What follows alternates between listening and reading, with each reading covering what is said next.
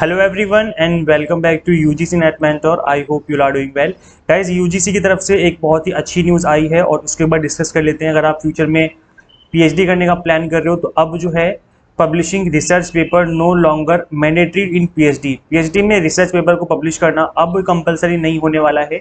You can pursue PhD after 4 year graduation. तो ये तो सभी को पता है कि अगर आपने 4 साल की ग्रेजुएशन कंप्लीट करी है, जो कि होने वाली है और कहीं पर ऑलरेडी लागू हो चुकी है, उसमें अगर आपकी 7.5 CGPA से ज़्यादा है तो उस केस में आप यहाँ पर डायरेक्ट पीएचडी में एडमिशन ले पाओगे। तो वैसे यहाँ पर जो रिसर्च पेपर की बात की गई है, इसको एक बार समझ लेते हैं कि क्या बोला जा रहा है। So as per the latest news, a major PhD program reform has been implemented by UGC. It is not mandatory now to publish research paper before submitting PhD thesis. तो PhD thesis को submit करने से पहले अभी तक क्या होता था कि रिसर्च पेपर को आपको पब्लिश कराना कंपलसरी होता था। गैस देखिए, अगर हम बात करें जो मेजर, अगर यहाँ पर अगर हम बात करें IITs की, जो कि बहुत मेजर इंस्टीट्यूट है इंडिया में, बहुत ही रिनाउंड इंस्टीट्यूट है। Another major change states that undergraduate students can join PhD programme after completing 4 year degree. तो 75% या उससे ज़्यादा मार्क्स है तो ये लोग डायरेक्टली ज्वाइन कर पाएंगे, जो 4 साल का कोर्स होता है, तो सभी को पता है। इसके बाद अगर हम बात करें as per the data available in leading national newspaper Times of India, around at IIT around 79% जो स्टूडेंट्स इन्होंने अपना रिसर्च पेपर स्कोपस इंडेक्स में जर्नल में पब्लिश कराया था in the university, and the percentage narrows to 25.2%। जबकि universities की अगर हम बात करें तो यहाँ पर केवल 25% के आसपास ही लोग अपना पेपर स्कोपस में पब्लिश करवा पाते हैं एज कम्पेयर विद IIT। तो कहीं ना कहीं एक बहुत बड़ा प्रेशर रहता है स्टूडेंट्स के ऊपर। और आपको पता है कि IITs में इतने सीट्स भी अवेलेबल नहीं होती हैं एज कम्पेयर विद यूनिवर्सिटीज़ वगैरह, जितनी भी अदर यूनिवर्सिटीज़ हैं, बिकॉज नंबर ऑफ यूनिवर्सिटीज़ बहुत ज़्यादा है इंडिया में, सेंट्रल हो या फिर गवर्नमेंट हो या स्टेट गवर्नमेंट हो। सो यहाँ पर सीटें बहुत ज़्यादा होती हैं। तो गाइज यहाँ पर देखिए, अभी जो हमारे UGC के चेयरमैन है, इन्होंने बोला क्या है, इनकी बात को एक बार समझ लेते हैं। So as per UGC chairman M Jagdish Kumar, PhD students should publish papers in peer journals। अब इनको अपना पेपर peer journals में करवा लेना चाहिए। और जो पहले स्कोपस में बोला गया था करवाने के लिए कंपलसरी एक तरीके से बोला जा रहा था, अब वो नहीं होगा।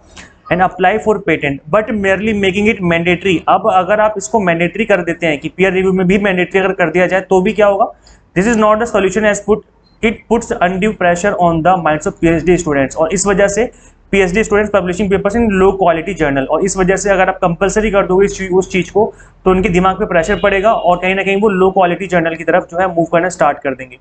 और आपको पता है आज के टाइम पर रिसर्च पेपर पब्लिश कराने के लिए काफ़ी ज़्यादा पैसे लग जाते हैं। I mean, अगर आप रिसर्च पेपर को पब्लिश कराना चाहते हो और मार्केट में कई बार तो पब्लिश करने के लिए आपको पब्लिशर नहीं मिलते और मिल जाते हैं तो फिर वो पैसे मांगते हैं। तो ऐसे में एक प्रेशर बनता है स्टूडेंट के ऊपर और फिर लो क्वालिटी जर्नल के ऊपर मूव ऑन करना स्टार्ट कर देते हैं।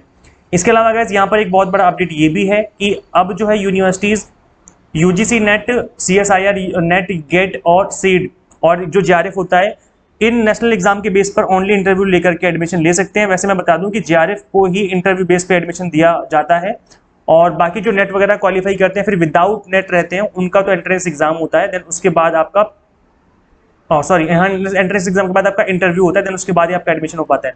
तो गाइज ये प्रोसेस रहता है। और किसी यूनिवर्सिटी में नेट वाले स्टूडेंट का भी एग्जाम्प्टेड रहता है कि अगर आपने नेट क्वालिफाई कर लिया है तो आपका एंट्रेंस एग्जाम एग्जाम्प्टेड रहेगा, डायरेक्ट इंटरव्यू होगा। किसी में, सब में ऐसा नहीं होता, लेकिन सभी में JRF का एग्जाम्प्टेड रहता है, ये तो कंफर्म है। तो यहाँ पर अगर आपका एंट्रेंस एग्जाम होगा तो विदाउट नेट, अगर नेट क्वालिफाई नहीं किया है या कर लिया है तो भी आप PhD में एडमिशन ले सकते हो। कैसे ले पाओगे? एंट्रेंस एग्जाम देना पड़ेगा आपको यूनिवर्सिटी का, जो भी यूनिवर्सिटी एग्जाम कंडक्ट करेगी। 70% जो वेटेज रहेगी वो रिटन एग्जाम की होगी, 30% वेटेज आपकी इंटरव्यू की होगी, जो भी आपसे इंटरव्यू में पूछा जाएगा। तो इस तरीके से जो आप PhD में एडमिशन ले सकते हो। अब गाइस देखिए, हमने UGC net mentor Android app पर हमने यहाँ पर PhD से रिलेटेड भी क्रैश कोर्स स्टार्ट किया है। PhD रिसर्च मैथोलॉजी का क्रैश कोर्स स्टार्ट कर दिया है हमने। इसके अंदर आपको लेक्चर्स भी मिलते हैं, PDF नोट्स भी रहते हैं, मॉक टेस्ट भी रहते हैं। तो तीनों चीज़ें आपको एक सिंगल प्लेस पे मिल जाती हैं।